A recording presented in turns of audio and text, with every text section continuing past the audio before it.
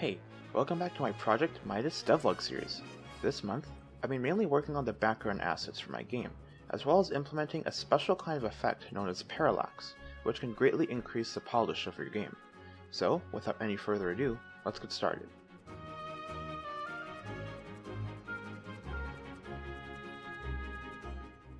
So, what is Parallax anyway?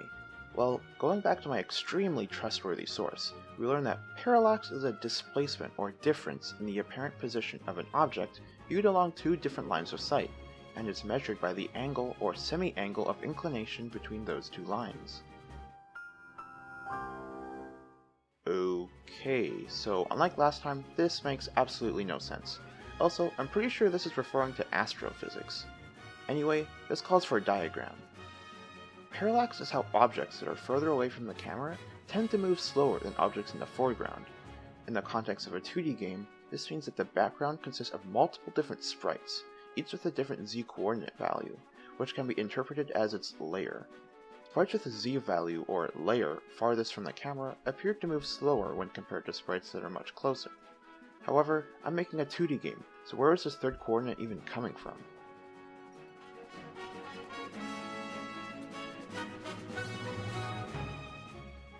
When we think of 2D, we generally only think of two dimensions, x and y. However, in Unity, 2D objects actually have a z-coordinate as well, and we can use this to our advantage to make effects like parallax much easier to produce. By determining the z distance between the player and each background object, which I'm referring to as a sprite, we can find a parallax factor to determine how far the object should move relative to the camera. The parallax factor is essentially some fraction of the speed of the camera, so with a factor of 1, the sprite moves at the same speed as the camera. At a factor of 1/2, moves at half the speed of the camera. Take a look at this diagram. Objects infinitely far away on the horizon have a parallax factor of 1. This has the effect of making the background look completely stationary as viewed from the camera. As we get closer, this factor decreases, meaning that as we move the camera around, the sprite isn't able to keep up and we leave it behind. The player is at a sort of midpoint between the farthest background sprite and the closest foreground sprite. This gives the player a parallax factor of 0, meaning that if the camera weren't locked on the player at all times, we leave them behind.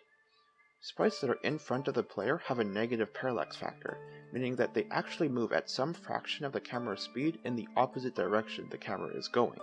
This results in the sprites appearing to move even faster, and all of this combined results in the illusion of depth. There, that wasn't so bad, right?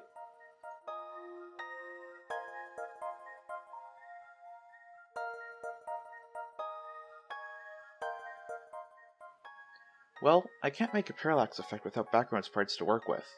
The footage playing right now is just a time-lapse of me creating the background sprites in a program called asprite. When brainstorming ideas for my game, I already knew I wanted a worn-down or broken building aesthetic, as the whole premise of the game was to escape as it collapses. I found a few images for inspiration online and quickly began work on the art. Now, I'm very new to environment art, especially in a pixel art style, so I knew I couldn't go for something overly detailed. Besides, I didn't want the background to completely distract from the actual action in the game, which is why I opted for something rather simple. Mainly just a few pipes and worn-down pillars scattered around, and bits of debris in the foreground. In the future, however, I'd like to add some fire effects as well as dynamic lighting and debris, but that's a problem for future me. A neat trick I use to get a perfectly repeating background is to use the tiling setting, which just copies the canvas over on both sides, allowing me to draw in the middle and have the pixels copied over. This way, I can make sure that the sprites are lined up with each other on both edges, allowing for perfect repetition. Since I needed all of the different background sprites separately, I drew each part on a separate layer so that I could disable the other parts and save each layer individually, while also being able to see the whole thing at once if needed. In the end, I'm rather proud of what I was able to accomplish, and it definitely gives me hope for the rest of the pixel art assets I'll have to make in the future.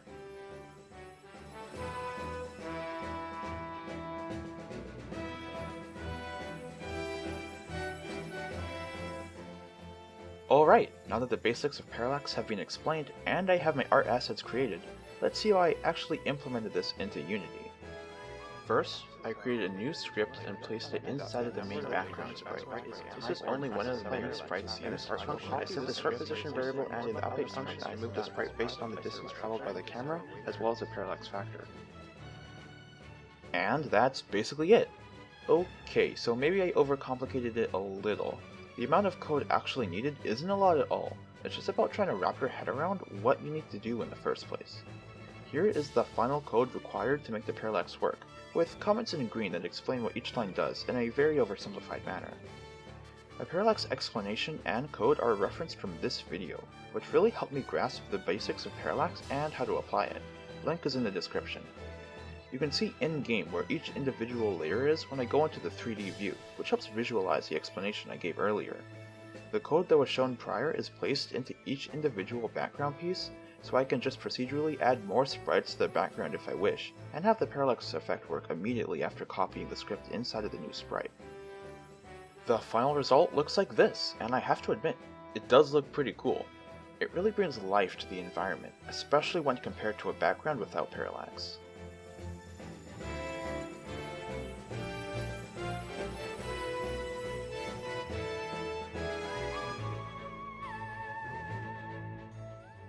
Cool, so the background is looking snazzy. I could just finish the game here and name it Walking Simulator, but that's not all that interesting. Next on my list is to begin the actual implementation of more movement mechanics, such as wall running, wall jumping, sliding, grappling, vaulting, and much more. I really want the movement to be as flexible as possible, resulting in smooth as butter gameplay. Luckily for me, I already have a pretty good idea of how to implement each one of these mechanics, so the main struggle will be finding a way for each movement to flow into each other, not to mention all of the animations I'll have to make for each ability. In addition to the implementation of the movement abilities, for next month, I'd like to actually start making a few test levels, and have some of my friends test it out and give me feedback. That way, I can adjust the movement as necessary, as well as squash any bugs they'll inevitably find. I also have to start thinking about the music and sound effects for my game at some point too, but I think I'll leave that for when my game is much more playable. Anyway, thank you so much for watching, and I'll see you next month with, hopefully, a bunch more progress and a playable test demo. See ya!